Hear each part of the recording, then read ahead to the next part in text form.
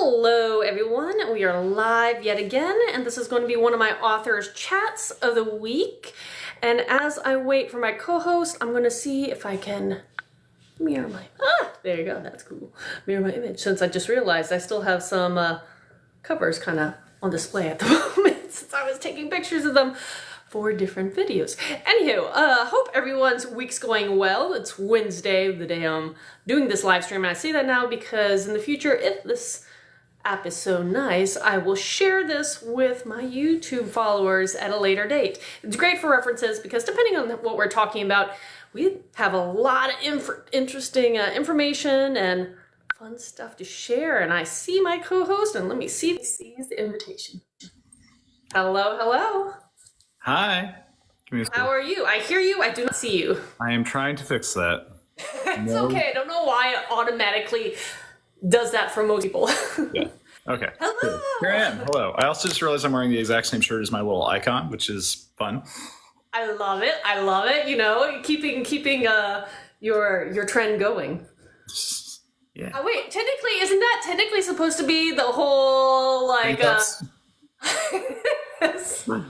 I saw your video about that, and I was like, you know what? You do wear a lot of tank tops. I do. I think it was Andy Palanquin, or however you say his last name, who was actually the one who recognized me as the tank top and book guy. So that's how we made that introduction. Yeah, one of my friends who I know, like, you know, IRL, reached out to me and was like, I love that video. I had no idea you wear tank tops so much. And I was like, we're friends from the gym. Like, you've only ever seen me wear tank tops. But here's the thing. When anybody sees you in like workout attire, it's very different. And so you don't assume that that's necessarily what you only wear. It is. Hey, that's okay, because when you're not writing, you're you know, educating people on various martial arts. So, you know, for you, it makes sense. For you, it does. So how's everything been since the last time we hung out face to face was Dragon Con, which was fun because we were on a panel, or two panels together.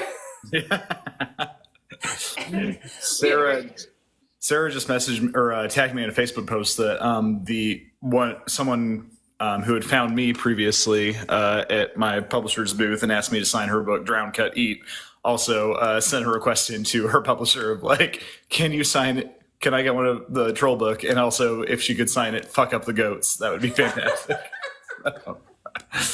No, that was amazing. And I really hope we get to do it again because I had such a good time. That was great. For anybody who's chiming in and being like, WTF, mate, that's because one of the panels that we were both on was a fantasy panel, but we were supposed to embody one of our book characters and do a role-playing fantasy dating game between them. And so I allowed my readers, because we had advance notice on my end, and so I had my readers select a character, and they chose my very angry shield maiden, which is very intriguing when you're dealing with a fantasy dating game. And of course, Marshall here was portraying one of his characters, which was hysterical. Lurk, the mermaid from Son of a Sailor, who just wants to drown a human man, which was convenient since the lucky bachelor trying to choose between us was in fact a human man. So we all sort of had ulterior motives for him that did not involve dating. Good times. Ended up in a why choose scenario where we got to drown, cut, and eat. Yep, exactly. And actually, for anybody who doesn't know who you are and what you write, let's actually back it up for a second, because you write, you know, Son of the Sailor and that series, but you also have your Pale City, if I'm correct. It's the one I haven't read yet, right above you. And so, yeah, introduce yourself and what you write, and then we'll go back to the fun stuff. All right. So I am Marshall J. Moore. I write fantasy in various genres.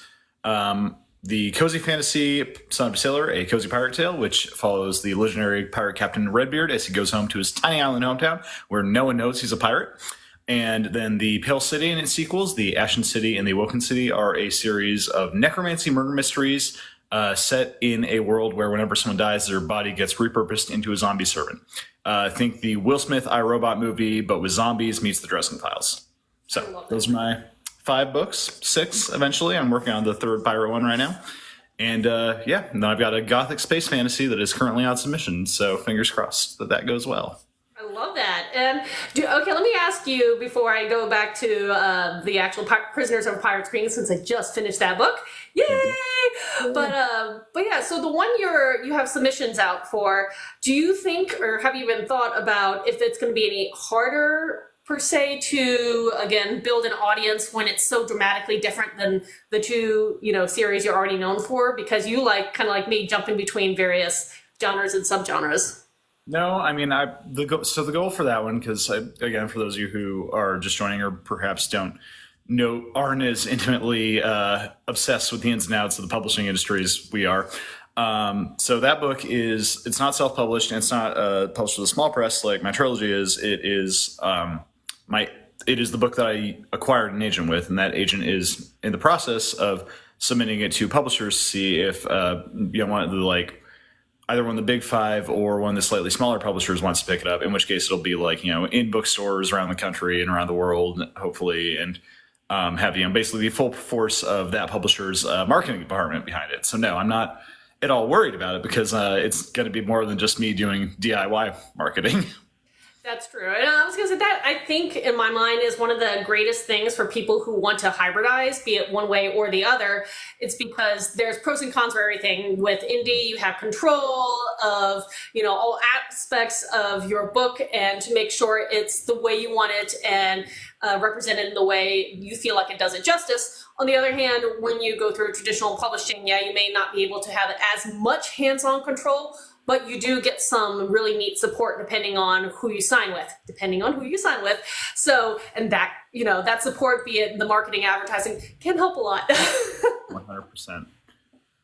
So that is super exciting. And of course, I've been following you and continue to follow you to see how that all goes, because that is something I have not attempted beyond just base querying before, and I know I'm not the best at querying. That is a skill in and among itself. So it really is. Jesus, this this last round was a trial. Definitely. But it worked out, clearly, and I'm really happy with my agent, and I'm really excited to see where that book goes from here. And so just keep my fingers crossed and keep the good vibes coming. And okay, one thing also I want to mention about you, because unless I'm totally blending people, which hopefully I'm not, but I could be because it's my life, you write a lot of short stories too, correct? Yeah, that's still me. You're right. Okay, I was like, okay. So I'm excited to say that I'm working on a story that I'm submitting to my first anthology, which is a lot of fun. But again, as someone who doesn't write a lot of short stories, it's very new and a very different process.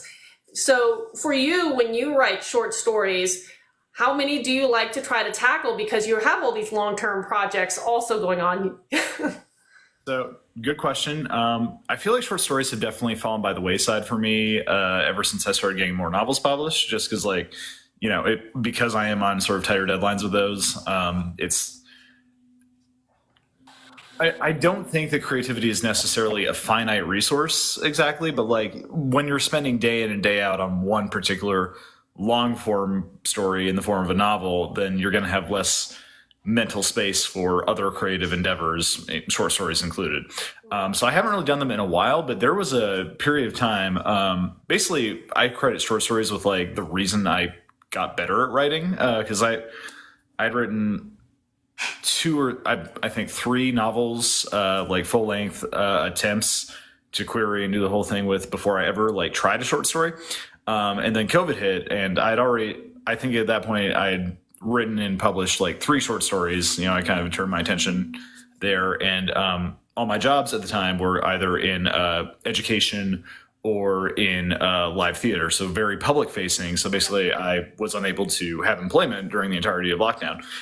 So instead I turned my attention to short stories, and there's literally probably one of my more viral videos is the one explaining how to get published short fiction. The website Authors Publish, which has a list of all the short story publishers taking submissions each month. I submitted to literally every single one of those I could find, every month throughout the entirety of the pandemic. And some of them I got into, some of them I didn't. But by the time I came out the other side of that, I was a much stronger writer, because all these skills you need to write a novel, you need to write a short story, but you've got to do it in under 5,000 words as opposed to just letting it sprawl out. So it taught me economy of narrative and of characterization and how to fit as much into a small word count as I could. So I came out of that side a much better writer, and with like, I don't remember exactly at that point how many, but like at least a dozen or so short stories under my belt. So at the time, like I was saying, and to answer your question in a very roundabout way, I was writing as many as I could every single month. These days, I just focus on the ones that are paying the professional rate, which is 8 cents a word currently. That's what qualifies as professional for SIFWA and HWA and like all the other professional fantasy writing or professional fiction writing organizations. So I try and just focus on the 8 cents a word ones, and only at this point, if I really have a good idea for them. Like I think there was 4 this month, but none of the prompts have really caught my attention. And also I really need to finish the 3rd pirate book, so I'm not quite there yet. But yeah, I do find them to be a handy way to reset the brain in between longer projects. So I am hoping to knock out this first draft by the end of the month. And then when the first Monday of October rolls around, I'll take a look at what the short story submission prompts are for that month from the professional rate publishers and see if any of them actually catch my eye. That's cool. But yes, I love everything you said, especially the fact that, you know, if you are an early writer and you want to figure out how to get better at your craft, try do short stories. Even if you don't decide to submit them, if you see these prompts and just challenge yourself to do them, practice makes perfect, I think. And it's one of those things when you have various challenges that make you try to think a little differently or attempt something you've never attempted before. Those all can help you build your craft long term. And that's something that I didn't take as much advantage of, but I do like trying to, again, intersperse some of these various challenges, like my first attempt at this short story for an anthology. Yeah. We shall see how this goes, but it'll be fun regardless. That's, I mean, another one of the things to keep in mind when you're doing short stories is to, like, just if it doesn't place in one particular anthology, it doesn't mean it won't fit somewhere else. Because, like, a lot of these topics are, like, broad enough and the prompts are broad enough that if you write a short story for one particular submission call and it doesn't get accepted, you can take it and you can look at it, figure out what needs tweaking, how you can rearrange it. And then if something else comes up that's for a similar theme or that you think can, you know, roughly fit into that prompt, you can resubmit it elsewhere. Like the publisher that rejects it doesn't have any right to keep it. So that's a very good way of reminding yourself that even if some stories need additional work before they're really ready for publication, it doesn't mean they won't necessarily ever find a home. And it's one of those things, if you build a collection of ones that you love and maybe you never submitted or they weren't, you know, accepted in whatever you were trying to, if you collect enough, you could create your own bundle and release a collection of short stories of your own work and have fun with it that way. So you never know. Absolutely. That's something I would very much like to do, but it'll be like further career path once people actually know who I am. So that's something I've got in the back pocket, but that'll be probably 5 to 10 years down the road, depending on how much notoriety I can get in the next few years. Who knows? Honestly, you could be surprised. You could blink and in a couple years, you'll be the one everybody's talking about, and that would be amazing. I'll be like, I know him. I knew him when. Oh, let's not get ahead of ourselves, and let's not stroke my ego either, because God knows I don't need it. I don't know. I feel like writers are two things. They either self-doubt a lot or they have big egos, and I would rather have a big ego than self-doubt. I think it's both. I think we are all simultaneously egomaniacs and filled with crippling self-doubt. That wonderful, horrible balance of two things that may not be healthy on the extremes. Exactly. Or maybe I'm just outing myself here. I don't know. No, I want to believe it's more than just me. Yeah, everybody questions themselves multiple times in their life, if not on a daily basis. Hopefully, it's not a daily basis, but we all have that self-doubt. So let me say, I finished, like I said, I finished your book very recently. This is a sequel to Son of a Sailor, and it was Princess of a Pirate Queen, and I did love it. I thought it was absolutely charming. And it did give me the warm and feelies of like, I don't know, it's not really warm and fuzzy, sorry, but it's that kind of thrill of adventure and excitement that when I was younger and got to read the stories, like you kind of cater a Swiss Family Robinson, and people building these societies on jungle communities and being stranded, and I was just like, oh, this is so much fun. This is one of the reasons that I was obsessed with tree houses when I was a child. Right. There was, yeah. So first off, thank you obviously for reading it. I'm so glad you enjoyed it, and that's exactly the sort of like thrill and like fun that I wanted to encapsulate with that story. There was this one just like absolutely enormous tree out by the church I went to when I was in like elementary, middle school. That was just like, it was the perfect tree for kids to climb in and like make tree forts and stuff, because it had like these huge low-lying branches, so you could like go out like a dozen feet or so on them and like not have like the slightest fear of falling off. And like my best friend in like fifth grade and I, we plotted out like exactly like, okay, so your room's going to be over here and our parents will be over there, and then your parents will be over there. Just like we had a very firm vision of what that tree house was going to look like. Yes. Oh my goodness. Okay, I'm going to go into treehouses for a little longer, because when I was young, and this is shame on my parents, they brought me to, I think it was one of the local botanical gardens was having an exhibit, and it was fantastical treehouses of all sorts. And that just struck with, like, just stuck with me forever. So when I was far, far younger, I always asked, can we have a treehouse? Can we have a treehouse? Can we have a treehouse?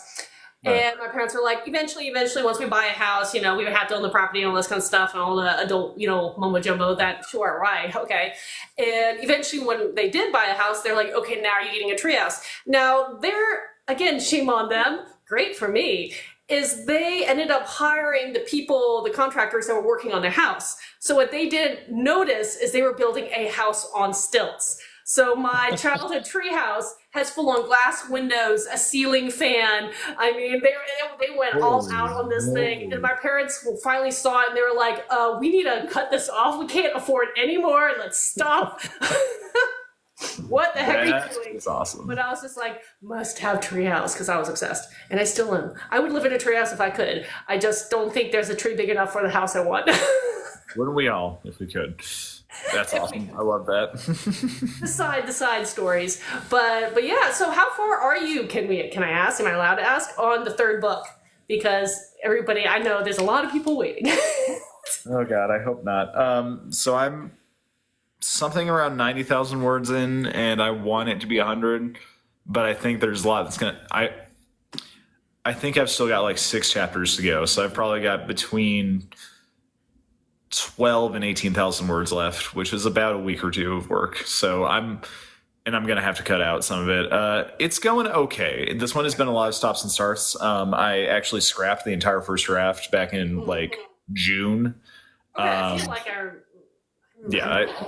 I guess it was May. It was like right around beginning of May or end of April. I'd gotten 60,000 words into the first version of the story, and I realized that it tonally just didn't fit the rest of the series. Like it started veering a lot darker, which is not something you want in a series that is, if not entirely cozy, at least supposed to be light in tone. And so it just really wasn't going the right direction.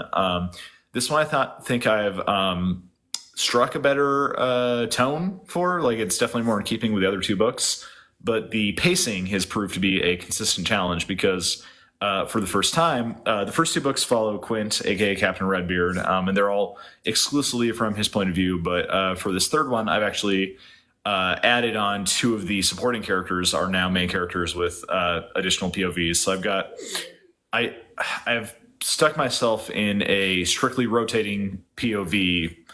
So like I've got Quint and Vanessa and Ophelia, who, if you've read the books, you know who they are. They're all POV characters now, but it's Ophelia chapter, Quint chapter, Vanessa chapter, the whole way through. And I feel like that's kind of messed with my pacing a little bit because not everyone has the same amount of content to fill for the book. So I'm trying to strike that balance and not bog things down, which has been a consistent challenge throughout. So allegedly the book is supposed to come out in like 7 or 8 weeks. We'll see if I can actually hit that. Crossing fingers. I mean, you're a prolific writer, and I feel that, having that kind of strong end game and the strong motivation for you will help a lot. So crossing fingers that you achieve that goal. And I did dabble with I have one project. It's a standalone, very different than kind of the fantasy that I've written before, but it was the first time that I've written a standalone where I do more than one POV. So I have 3 characters, kind of like what you're saying. Well, I tried to give them equal space, but I didn't feel obligated to rotate them in any particular order. So it was just what felt right. And I did try to make sure there was a rotation, but it was also whatever felt right to the story. So that helped a little bit when I was writing it. So I didn't feel like, oh, it's so-and-so's chapter, now what? Yeah, and I feel like I'm too deep in to like go back and undo that. And also I know that one of the POVs is weaker currently than the others, and it's not anything I can't fix. I will fix it further down the road. It's just to the point where it's like, if I keeping the strict rotating system is going to keep me from letting that POV fully drop by the wayside, if that makes sense. Because I need to make sure that there is a fairly equal balance between all 3 characters, and that's something I am working in ensuring, and it'll be fine. I'll be able to. I feel like there are some books where the first draft comes out really cleanly and easily, and that has certainly not been the case with this one, but that just means that I'll have a much better sense of what to do for the revisions. That's kind of the main thing, is making sure that I can revise it to a standard that I'm happy with and that my readers will also be pleased with and will successfully deliver the quality of story that I'm trying to achieve. And I definitely get that and understand that's part of the revision process and the editing process. Is it's not going to be perfect the first time. Now, there are different kind of writers, and some people have first drafts that are, fairly close, and some people are dramatically different. And the first draft, it's going to look nothing like the finished product. It all depends on your writing style. Yeah. I know one of the projects I was working with earlier on this year, I got 10 chapters in, and it felt forced. Everything felt forced, but this was a 6th book of a series. And so there's a lot going on and a lot of things I needed to do. And I kind of lost my direction with it. So in that case, I kind of paused that project. I was like, I'll come back to you later. And I'm almost done working on a palette cleansing book in between. So a totally different project, but it's been very refreshing and easy to write that it's like, oh, I needed this. Yeah, absolutely. The amount of relief you can get out of switching to a project that's like, because you spend so long. Amy Poehler has a metaphor that I really come back to now, and like repeatedly whenever I am frustrated with the project. This is in the foreword, I want to say, to her autobiography. Yes, please. And she's like, people talk about writing like it's easy, and it's not. It's like carving a sculpture out of a refrigerator with a screwdriver, I think is her metaphor. Yeah, incredibly like evocative, and like that really speaks to the level of just like carving at the thing again and again until you finally can get something workable out of it. To the point, I think that it's important to remember that we do this because we like it and because we enjoy it, and it's easy to lose sight of that if you're, tens of thousands of words deep in a project and it's not coming out the way you want it to. And being able to reset and reorient yourself is a invaluable and necessary skill for every writer to have. Because if you burn yourself out, then it's going to be detrimental to both yourself and also the finished product itself. And kind of like what you did in the sense of earlier on this year, then sometimes you do need to scrap a section or even the whole project and start over. And I know that sounds terrifying. I can already feel my heart starting to race to saying that. But sometimes that is what is needed in order to create a better product and a better story and do your future book justice. But it is terrifying and it is hard to do. So kudos to you for making that brave call, because I can feel that heartbeat. Well, I mean, it's like none of these. The paradox of writing professionally is that it feels lonely and isolating, and like you're the only one going through this, but you're not, because all other writers have experienced this or something similar to it, or will experience something similar to it at some point. Andrea Stewart, we've met at DragonCon, like she's told me, she had to throw out like the whole first draft, I think, of her 3rd book in her trilogy, Bone Shard War. Is War the 3rd one? Bone Shard, the Bone Shard War. Like, she had to completely throw out the first draft of that. And so, like, the fact that I was also required to do that, I was like, okay, if Andrea can do this, I can do this. And she's very, very talented herself. And that's the thing is, it doesn't matter what level or skill level, sometimes it is needed to do that product. And I do see the comment saying Son of a Sailor series is one of my favorites. So there you go. Thank you so much, Bearded Book Dragon. I appreciate that so much. Thank you for reading and supporting. And I'm working hard on the third one. You're getting, I don't know why I said we. You're getting there. I just like jumped on your bandwagon. I mean, like, yes. It takes a village. It does. Oh, man. But actually, kind of going back to the point of that, the feeling of isolation that so many readers talk about, and the fact that writing, you know, it's usually yourself if you're an office person like me, or even if you're out in public, but writing is in itself a you yourself for a good chunk of it before you start getting in your editors and other people. But one of the great ways I know I've recently started loving is getting to know the other bookish people in the community by going to events, because you are always at so many things. So what kind of schedule, you know, where can people find and see you face to face going forward? Do you have any set events? Let me ask this one as yes. No, that's a good question. So the ones that I have confirmed coming up are it's all in town. I'm not traveling outside of the Atlanta area for the foreseeable future. But September 29th is the last Sunday of the month. I will be at the Johns Creek Literary Festival up in Johns Creek, which is one of the bigger Atlanta suburbs. That is from noon to 5. Johns Creek Literary Fair, that's what it's called. Rick Bragg is the keynote speaker. If anyone has read him, he's a Southern nonfiction writer who I had read in high school, so it's kind of surreal that I might, you know, get a chance to have a book signed by him. But yeah, so that'll be the next one I've got, September 29th in Johns Creek, Georgia. And that'll basically just be like outdoors at a park, I think. So, you know, I'll be set up there with a table and some books. So if you're in the Atlanta area, come say hi. And then the weekend of October 20th, Multiverse Convention is another convention that we are both guests at. So you can come say hi to both of us and get books from us at Multiverse. That will be in Peachtree City, Georgia, which is another Atlanta suburb about 30 or 45 minutes away. But I will be there the entire weekend, as will you. So come say hi to both of us and check out our books if you are coming to Multiverse, because it is an awesome con and I am so excited for it. It is literally like their brand is that they're like the nice con. Like everybody there is so kind and so complimentary, and they've got like pronoun badges handed out at registration. Like it is the most like accepting, and like I was like, oh no, am I the mean person here? Because everybody else is super nice. And you know, if you don't know which of your friends is the nasty one, it probably is you.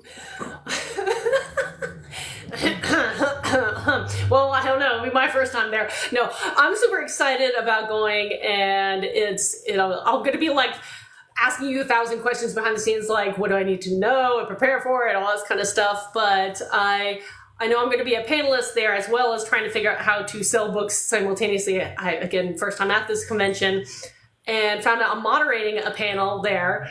It's going to... Which one is it? It's going to be called Weapon Wielding Women. Ooh. So now I have to come up with talking points pertaining to that theme and questions to ask the panelists. So if you think of any good ones, let me know, because I'm trying to like jot some stuff down and kind of gear up mentally for that one, because and make sure this time, because I learned this last time, to give enough time for people to say what they're all doing at the event, because authors like to talk a lot, and when you have a panel of bookish people, we sometimes go long.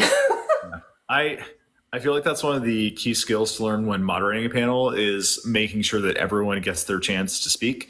And that can be tricky, because there are some people who are really reticent and they won't chime in unless you directly ask them, because they're just content to sit back and let the other people talk. But then there's, on the opposite end of the scale, people who will just go on and on and on, and you've got to make sure you rein them in and cut them off and give everybody else their time to speak. So kudos to you for doing that. I have my schedule, but I don't think I'm moderating anything, and it's not the finalized schedule yet either. So we'll see. I forgot to mention, I do have another one in between those, but it's virtual. So that is HearthCon, which is a cozy fantasy online con. It is, I want to say, I'm keep looking over this way because there's my calendar. I'm not just like staring off into space. I think October 8th is. Okay, yeah, that's right before. Yeah, that would be right before. If that's the sun, hold on. I'm gonna check. You got it. See, I told you, you're the one who's like, you do everything. Hi, Megan. October 13th. So that is HearthCon. It is October 13th, which is this Sunday. And that is a Cozy Fantasy online con. I believe it's free, or if there's a cost to attend, I have no idea about it. But that's like literally every single Cozy Fantasy author. Travis Baldry is going to be there. The panel that I'm doing is going to be one where he's on, which is super exciting because I've met Travis and he's super nice, and it's arguable that the whole subgenre wouldn't exist without him. I'm trying to think who else. Mystic Neptune is the organizer. Herman Strunagel? How do you say his name? Herman, author of The Bartender Between Worlds. Hold on. I have that over in my TBR somewhere. I don't know if I know that particular one. I love the Cozy Crowd, and that is so nice. I love it. It's in a different TBR pile. But yeah, Herman Strunagel. I believe SL Roland. I want to say maybe ZS Diamante. I've got to check. Literally, like if Rebecca Thorne, if they write Cozy, they're in this panel, or they're in this convention. Megan makes Team Room. So they'll have that's October 13th. It's all online. HearthCon, HEARTH, and they'll have panels throughout the day. So yeah, those are my appearances. September 29th, Johns Creek Literary Fair in Johns Creek, Georgia. October 13th, HearthCon online, and weekend of October 20th, MultiverseCon in Peachtree City. Woo! And since I am lucky enough to live close in the same vicinity as you, I made notes on all the events because I know I have some guests in town on the 29th, but depending on what they want to do, maybe we'll just stop by a literary festival in Johns Creek. The Bearded Book Dragon says that he'll have to catch the online one because he's getting married the weekend of MultiverseCon. First off, congratulations. That's awesome. And also, prime time to get married. That's actually my anniversary weekend as well. Last year, the Saturday of the convention was my anniversary. So, good choices. That's fun. That's so exciting. And obviously, and not only because she's in the chat right now, but props to Megan for being willing to, my wife, for hanging out at a convention on our anniversary. I appreciate it lots. Hey, Megan's a fantastic person, and I'm so excited. I'm so excited for both of you. And I will actually be around, so maybe not have to think about should I give you something for your anniversary? No, that's just the gift of your presence. There she is. I love it. And picked up. Oh, good. I hope you enjoy Stars Claws. And I've been working behind the scenes, kind of working on promoting one series at a time. So if anybody sees my particular page, it's just like I'm talking about only that series. I do have other ones. It's just I'm trying different things out, the whole marketing thing. But I do hope you like Shifters and the war scenario. And it was a fun debut series for me. So I'm glad. But let me also ask for anybody listening. Always feel free if you have any questions or anything, chime in. We're here to chit chat and talk about all things books. I love it. Please. I feel like that's always what you were just mentioning. That's one of the not difficulties, but the challenge as an author is once you're at the point where you have multiple series out, it's hard to market them both simultaneously. You've got to pick a lane and steer in that direction for at least a little while to try and drive traffic and drum up attention and support. And especially with if they're tonally or thematically very different from each other, it's on the one hand it's good because it keeps you from getting totally pigeonholed, but on the other hand it can it's more difficult to establish author identity when you're just starting out and when you're trying to make sure that you have a solid marketing strategy in place. Okay, do as he says, not as I did. Sorry, I have this inverted for the first time in forever, and I'm like, wait, which way am I pointing? But yes, because I'm the person who does everything the wrong way, including immediately writing a second series completely different than the first, and all in the fantasy realm. But yeah, it started making marketing a little more complex, and so thus the trying new things. We will see if dabbling with this particular strategy or stratagem will help at all. Yeah. But yeah, I love it. And okay, so for anybody who's unfamiliar with your debut series about the necromancers, and I love that. So let's talk about a little bit about that one because it's one that again I have not read yet. So what was your inspiration for that series? So very roundaboutly D&D, but only in the sense that at one point one of my buddies and I were chatting and talking about how the necromancer subclass for wizards kind of sucks, and it fell down a rabbit hole of like what kind of setting would necromancers actually be like more less sending everyone running and screaming for the hills, and from there it just kind of evolved into like me gnawing away on that particular question of like, okay, so like what does a society that runs on necromancy look like?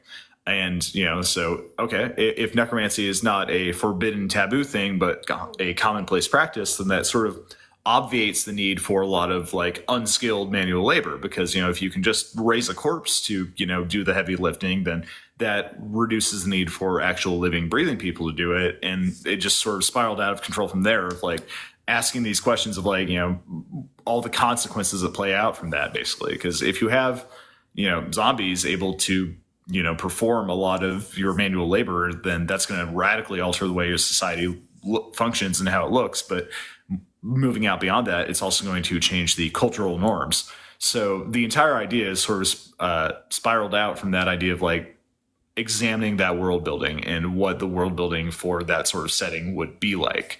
I am of the opinion that all stories come from one of three approaches. It's either world building, plot, or character. Like Son of a Sailor, for instance, is a very character-driven, character-focused story. That's where it all came from and definitely where the focus is. Pale City and sequels all definitely are world-building stories. They all come from that. What does the society look like? What does a city where necromancy is industry and is ingrained in the culture look like? And I think by the end of the three books, I've answered that pretty comprehensively. That is so cool. I love that. And I love how you said it started kind of with some of your ideas of like the D&D subclasses and everything. And that brings me up to, so my husband's been having fun because I've been working with him kind of behind the scenes, world building a future secret project, and he's been enjoying that one. And so we were tossing around various ideas for that one, and then he came up with a brand new one. So I can't claim this one. This is his. And I told him I am not talented. My brain can't wrap around how to approach this type of story. But he was the what if. What if there was a D&D inspired book or book series, probably book, where it was a choose your own story, but in order to choose your own story, you have to roll dice. And the dice would give your character various attributes, and just like you're pretty much playing a book literary solo campaign through a D&D with a roll. And I'm like, whoa, that's so cool. I can't even fathom how you do that. Okay, so that I don't know that it's not a book. There are programs, there are games on Steam that run on exactly that same principle. I'm trying in like it's because I dove down this rabbit hole a while ago. I'm trying to think of what exactly the system is called or what like software they use to come up with them. But basically, you create exactly that. Like it's got like traditional RPG stats. The one that I know about is it's based on the game Vampire the Masquerade, and it's called Vampire the Masquerade Night Road. And like you do the entire like it's a semi-linear story because like it does. I've played it through like 5 times, and it does hit all of those beats. Actually, hold on, let me minimize you real quick. That's fine. But yes, I just thought that was a very interesting idea of a choose your own game, kind of almost a lit RPG, kind of D&D-esque. Sorry, I was filling in the gaps, but No, thank you. It's called Choice of Games, and it's actually an app. And so you can like download individual. The app is free, and it's for mobile, so you can get it as well. I believe it's on Steam as well. But you download and pay for the individual stories based on like what you're basically which ones catch your interest. And like I've played a few of them. Some of them are better than others, but it's very much all on that like theme of like you've got a character and there's an amount of character customization, but it's all text only. Like it is basically a virtual choose your own adventure book. And like because like the one I mentioned that's based off the vampire role playing game that's been around since like the 90s. Like that one, like it uses the same system and the same characteristics when it comes to like character creation as the actual like pen and paper version of the game. So when as you progress through the story, you can choose to like level up and spend experience just like you would with a traditional, role playing game. And your, certain dialogue choices are only available like once you level up a certain skill to a certain degree, or like, you can try, whether you succeed or fail will be determined by, whether you've got a high enough level of said skill. So it's basically exactly what you're describing. Choice of games, again, is what that app is called. There is a way to figure out how to make them for yourself. And I feel like, I feel like there was someone, I'm trying to remember because it's been a year or two since I've really dove into it. There was like an agent or something who I listened to on a podcast, I want to say, who like did that on the side and got really deep into it. Wow. So yeah, that's definitely something you can do. I don't know about how all the nitty gritty of like, because you can't have like a linear narrative for that. You've got to have like a flow chart of like, if you make X choice, then it takes you to Y scene and all that. So like it sounds way more complex than I think that I could really personally tackle, but like definitely a really cool and unique way to experience a story. Yeah, no, again, agreed, and that's why I'm throwing out there. If anybody else feels like they want to jump on that bandwagon, let me know, because I will definitely read it. I'll pass it on to my husband. But yeah, that particular one, I was like, nope, we're going to go back to the project we're working on. This one makes way more sense to me. That is more than I can chew right there. Yeah. Choose your own concept, but fun stuff, and I don't know, I think that's very entertaining. Now, actually, since the hour is starting to do the slip on by part of it, let me ask, because again, if this is able to be repurposed on my YouTube channel and people can come back and reference, where can people find and follow you outside of Book Talk, website, newsletter, other social stuff like that? Yes. Just bumped the camera. Okay, so website, marshalljmoore.com. Nice and simple. You can find me under the handle Marshall J. Moore Author, both here on TikTok and also on Instagram, as well as Threads. I do have a Twitter, but I basically never post there anymore because that site is garbage. You can also find my official author page on Facebook, but also that probably has not been updated in a year plus. So don't bother looking for me there. Jane says, hi, welcome. But yeah, those are the places you can find me. I've also got a newsletter, which you can sign up for on my website. I severely need to get one out. I haven't updated since before I got an agent, so I should probably tell the people on my mailing list that I'm agented now, as well as all the fun times we had at Dragon Con. And that's one of those things that's been on the back burner for me for a while, is like, I should send out a newsletter. Other things arrive in my to-do list, and yeah, maybe this weekend. I don't know. It's totally fine. Like, I use MailerLite. I know this is the background stuff of things. I use MailerLite as the platform to distribute my newsletter, and it's been getting 6 months, 8 months, getting close to a year, where they've done this update, and you can optionally move all your stuff to the update, which allows a lot more kind of features, really cool. But I have to manually recreate my templates, and because of that, I've been super spiteful, and I have not done that. And every month I'm like, oh, I'll get to it, and then I never do, because it just sounds like so much work that I'm not. Yeah, no, I'm in exactly the same boat, and I've only ever used MailerLite, and I think that I honestly started using it like either right around or right after that update, so I don't notice, but like it still is not a terribly intuitive system in a lot of ways, and I feel like I'm struggling more to get to the actual, like, here's the template, just let me write out the thing, than should be necessary for said system. But like you said, that's all the nitty gritty, so we don't need to dwell on that, because I'm sure that's only interesting to other writers.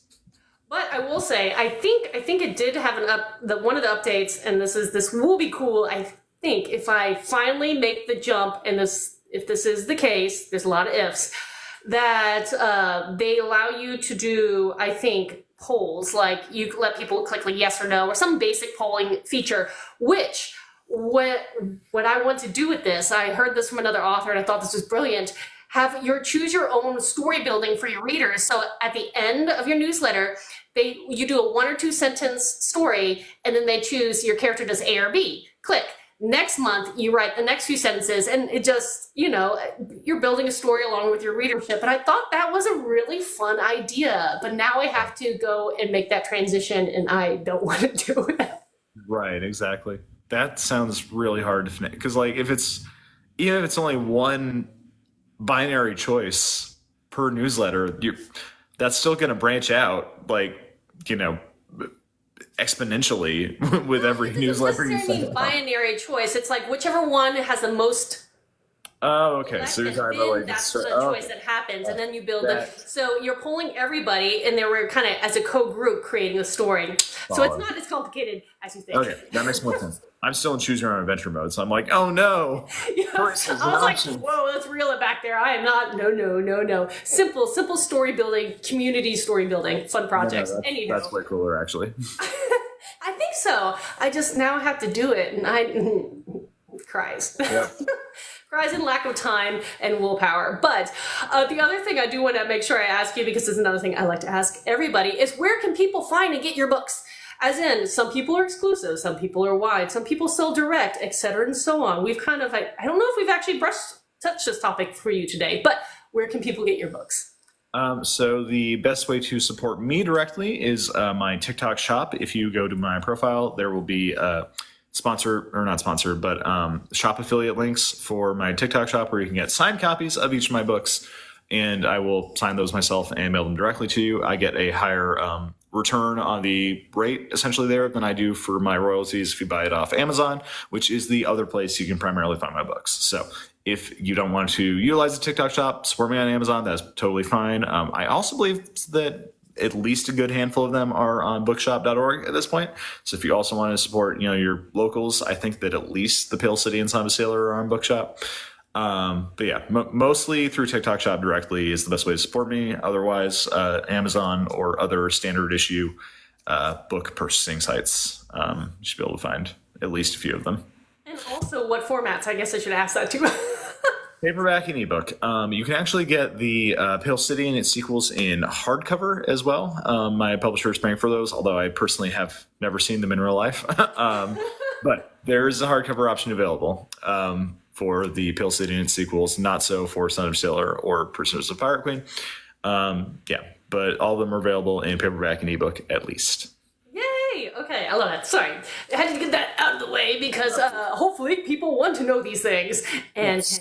Also, no audiobooks yet. I am once again leaning on my publisher to get me audio for the trilogy, and eventually I'll figure out audio for the Son of a Sailor and sequels as well. I just haven't gotten to that yet because that is another significant undertaking, both time and money-wise, for an independent author.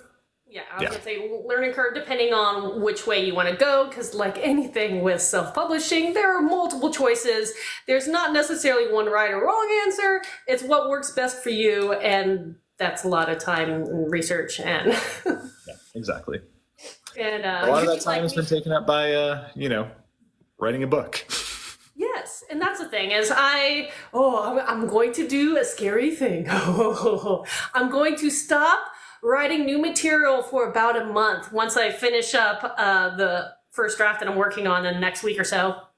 And the reason being is because I'm going to be working on taking a lot of my books, ebooks, and some of my audio to do a wider distribution, but that means I have to go and find that time, which I only have so much of. So I'm going to be pausing from writing, which weirds me out tremendously. Still editing and publishing, but pausing from writing new things and focusing that time to do some of that. So hopefully then we'll see if I will be able to reach a wider audience. Again, it's the fun of being indie. You get to just try things. Fail a lot to try. I feel like that's one of the real struggles as writers is justifying time spent not writing. Because you get so into the mindset of my word count is the thing that's important. Like if I don't hit so many thousand words a day, I'm falling behind and I'm not getting my output. But we're not just writers. We're small businesses essentially. And there's so much that goes into that behind the scenes, like you said, getting wider distribution, or like we were talking about acquiring audio or audiobooks, getting an audiobook produced or finding an audio narrator. Just there is a lot of logistics that the reader never hopefully has to endure or know about that go into the process of getting your work out there. I mean, even this, what we're doing now, being on TikTok and social media and all that, this is our marketing. This is how we get people to see that we're out here and to hopefully drum up some interest in the books. And so one of the big shifts I've had to do mindset wise is finding a way to make sure that I'm telling my stupid lizard brain that no, just because it's not writing doesn't mean it's not work. You're still working. Yes, and giving myself a solid, okay, I'm doing a month, trying to knock out all the little projects, this little background work for the foundation of my business, and then I can dive back into the fun stuff. I think that's a better way, because I know earlier on this year, there were so many things I was trying to accomplish that I was struggling putting words on paper, but also struggling to achieve anything else because I was getting overwhelmed with all the, you need to be doing this in the background of your head. And Yeah, so absolutely. that was a little bit of a, hey, I need to rearrange and restructure how I think about certain things. Yeah, we're being past snacks and hydration. Thank you very much. Yeah, absolutely. 100% co-sign and agree with all of what you just said. I mean, it's not always easy, but there's such satisfaction in being able to hold your book babies in your hand, or even the virtual ones, to be like, hey, look what I did. Yeah, absolutely. I did this thing. But going forward, so you'll be wrapping up your next trilogy in the not so distant future, and you have one book out that you're hoping to secure the perfect publishing house for. Beyond those two goals, have you set any others, or is that as far as you can see, because those are still lofty goals? That's as far as I can see, because I really am trying to keep my attention focused on the third pirate book right now. The submission process for the book that I got my agent with, that is all out of my hands at this point. Like I got the agent, and I have revised the book according to his recommendations after reading it, and it is now out there in the inboxes of several publishers, and there's nothing else I can do about it. And honestly, that is really freeing, because like the fact that it's totally out of my hands just means that all I got to do is sit back and wait on that and work on the other stuff in the meantime. So right now, focus is 100% on getting Pirate number 3 first finished, and then revised until I'm actually happy with it. After that, I don't 100% know. I have some ideas that I'm kicking around, but anything I do from this point on, other than the pirate book, is going to be something that is going to pass through my agent and do the entire traditional submission process again. I don't have any other plans of self or indie publishing in the near future. So we'll see. The book that is currently on submission is being pitched as a series. So hopefully between now and when I am done with Pirate Book number 3, I will have an answer on that one way or another, in which case the focus will be writing sequels to that. But if that does not pan out, or I still am in this current limbo state once the third Pirate Book is out in the world, then I've got several ideas that I pitched my agent, and basically just going to have another chat with him and see which of them he thinks is most viable. I love that.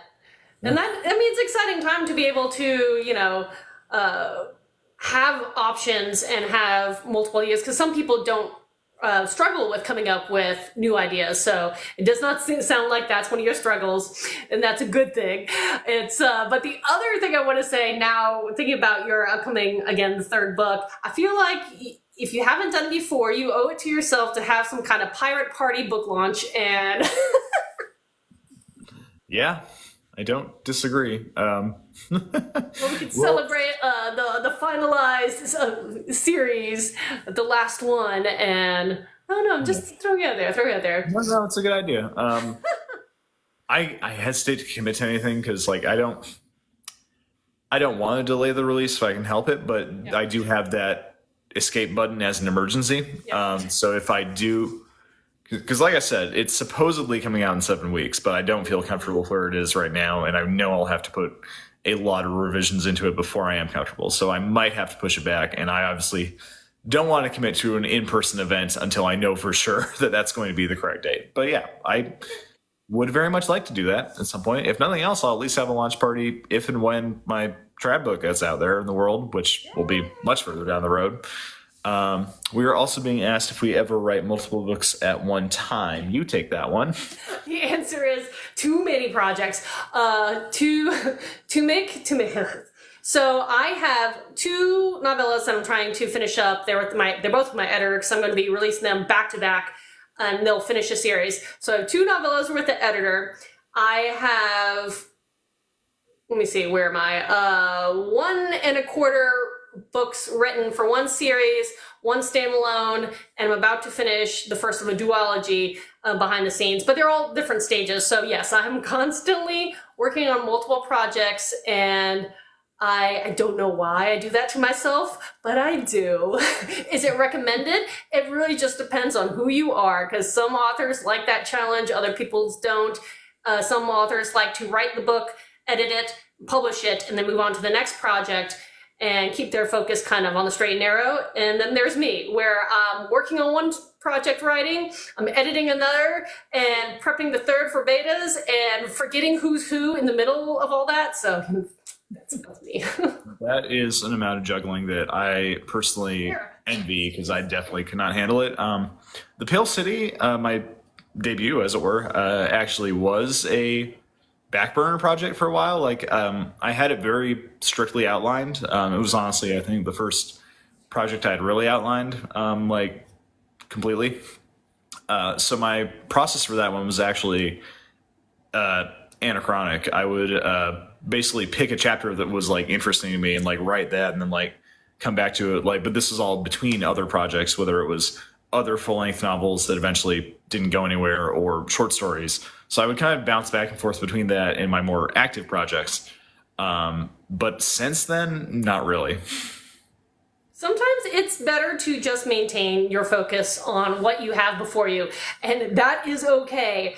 I say this because I don't do this, and again, I listen to others, don't necessarily follow what I do. I do a lot of things the wrong way, but I either learn, stumble, or just ignore. Yeah, absolutely. After this one is done, because like I said, I'm trying to really just put my nose to the grindstone and actually finish it. I might do that because, like I said, if depending on what the status of my book hunter submission is, if that gets picked up or not, I might, like, for all I know, publishing is slow. It takes a while, especially with trad. I could be like halfway through a completely new project when my agent's like, hey, so-and-so actually does want to publish it. It's serious time. And I'm like, okay, I'm going to put this one back now. That is a possible future, one of many. So we'll see. I might eventually be multiple books at a time, but for now I'm having enough trouble keeping the one plate spinning. Hey, and that's another thing to consider, because different authors have different time restraints and other things they're involved with that, you know, we each have a different amount of time and energy and effort we can put to our own businesses. And again, no right, no wrong way. There's no one thing you can do. You just do what's the best. And so some people have full-time jobs, and so they can only focus on one project at a time because they only have a little bit, maybe at the end of the night or at the beginning of the day, to put into, you know, their writing career. And other people are full-time authors, and it's, you know, the day. They can do a lot more. So if you choose to do 2 projects, that is fantastic. And just, you know, do whatever's right by you. And if you're feeling like you're overwhelmed, then maybe put one to bed for a little bit. Bring it back out later. Yep.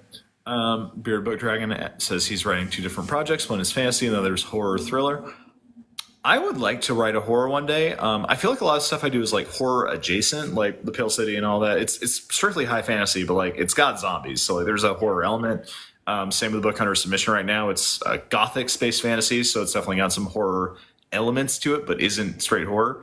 But I would like to eventually tackle like horror, no modifiers attached one day. What about you? Are there any genres you haven't tried yet but you would like to?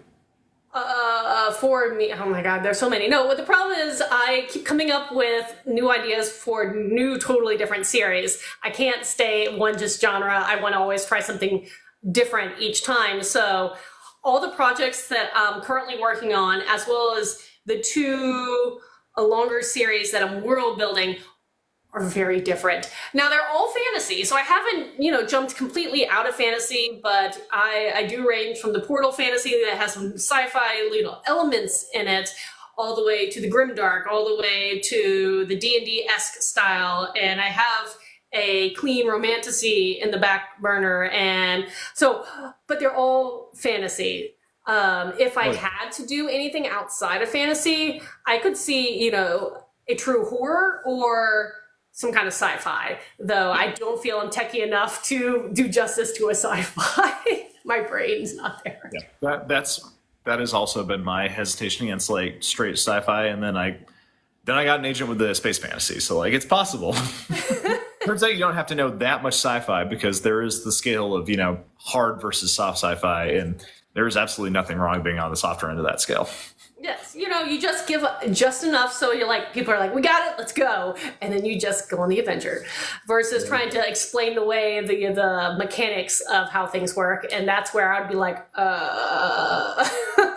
do I have an engineer on staff? Do I have a the analogy I like to go to is like, imagine you're explaining a car to somebody from the 1600s or so. I don't really know how cars work. Like, I understand it's something to do with combustion and gas, but like, the important thing is no, you get in it and it takes you from point A to point B, and there's no horse. And like, that's really all you've got to explain to that guy from the 1600s. And it's the same way with sci-fi. You don't even know the nitty gritty of how whatever the sci-fi element is. You just need to know enough for the story to work with it. And if you are a series writer and you want to build out and go a little deeper, and the next time you can maybe reveal different layers as you're ready to, or not. Just depends. All depends on you and your story and what you're trying to get across. But since we are rounding the end of the hour, and the back of my head is reminding me that I do have some deadlines approaching, is there anything that, for anybody who's listening, and as well as you, Marshall, any topics you wanted to cover that we haven't covered, any questions that you have that you haven't asked so far, because this is the time to do it, or forever, or until next time we do this, hold your peace. What you reading? What am I reading right now? I have several kind of ancient Greek texts that I'm using because I am doing a Greek retelling, and so they're more of a reference guides of the story that I'm building out. But as far as the fun reading, I am just about to start the 6th book of the Wheel of Time series. So I finished yours, and that's the next one that's sitting by the bedside table that I'll probably get to hopefully this weekend. So that's the next one. Don't ask me the name of that particular one because I just know it's book 6, Wheel of Time. Well, I'm in good company then. I am about 20 pages from the end of Nicked by M.T. Anderson. This is so I was sent this by Pantheon Books. This is a freebie I got, but it actually is really enjoyable. Definitely something I want to read. It is a medieval heist of the bones of St. Nicholas, like, Santa Claus, St. Nicholas. Yeah. So it's a short little read. I'm going to finish it this afternoon probably, and a ton of fun. Very weird. It's a very unique style, but I'm really liking it. So check this out. Bearded Book Dragon says, if you like horror, read The Carrow Haunt by Darcy Coates. That sounds good as well. I think Darcy Coates is a name that's popped up for me a few times. That's cool. Yeah. Make my notes. But yeah, I haven't actually read a lot of horror. I realize when that genre, I watch it all the time. TV shows, movies, what have you. But when it comes to reading, I really haven't read a lot of horror. And I feel like maybe that's bad on me. Shame on me. Yeah. I really like the Indian Lake trilogy by Stephen Graham Jones. That's some recent horror that I really enjoyed. It's very much the genre in conversation with itself, like, because the main character is like a weird teenage girl who's obsessed with slasher films, Friday the 13th and Halloween and all that. And then, slasher events happen in her town. So it's like very meta and very like genre aware, which is kind of my favorite way to consume any media. Like, I like media that talks about itself. And we actually rewatched Scream not too long ago. Yes, I do love those movies. You could judge all you want. it was only the first one, but like, yeah, that's exactly like my bag with horror, is like horror that talks about itself and doesn't take itself too seriously and is like self-aware. And that particular series, I will have to say, I do enjoy, because, as you were saying, they not only make fun of themselves, but each release on the series kind of updates it to whatever the style has changed or the new rules, as if you can call them rules anymore, because now we're a little everywhere. But it does try to evolve with the times, which I thought was kind of neat too. Yeah, absolutely. It was the first I've seen. I want to say at least the first three. But it's been like 12 years or so. It's like possibly longer. It might have been like freshman year of college that I watched the sequels. So like that was my first rewatch in a long time. And like the first one definitely holds up. I have yet to revisit the subsequent films. Well, I blinked and now there are 6 of them, I think. And so that's what we're doing, is we're rewatching them, especially as Halloween month gets closer. October is when we binge all things like that, and so we're about to catch up and do the latest ones. But I do like that. Darkest Heart by Eddie Evans. Okay, I love suggestions. Books are and doing things like this is why you have that ever-growing TBR list. And mine's a skyscraper right now, and might be a leaning tower or something too at the same time. But there's always great books to read. So love suggestions. Now, at least 2 dozen. I just checked. I have a whole shelf plus multiple piles scattered around because I've already run out of shelf space. It doesn't help that I keep my own book stocked for anybody who wants signed copies. But anywho, thank you so much for hanging out this afternoon, Marshall. And I know behind the scenes we'll have to hang out, face to face. If not, when you're doing your event coming up in Johns Creek on the 29th. Yes. Yes. If not, then definitely at Multiverse Con. But for anybody else who's been listening, everybody else who's been listening, thank you so much for joining in and hanging out with us for this time. And I do these chats weekly. I actually have one tomorrow. We'll be focusing on a Kickstarter campaign, not mine, but my co-host's at 12:30 tomorrow. So right in the middle of the day, Eastern Standard Time. But come out and hang out again, and happy reading, everyone. Yeah, thank you all for coming out. Kate, thank you for having me. And everyone have a great rest of your Wednesday. Bye. Bye. Oh God, how do I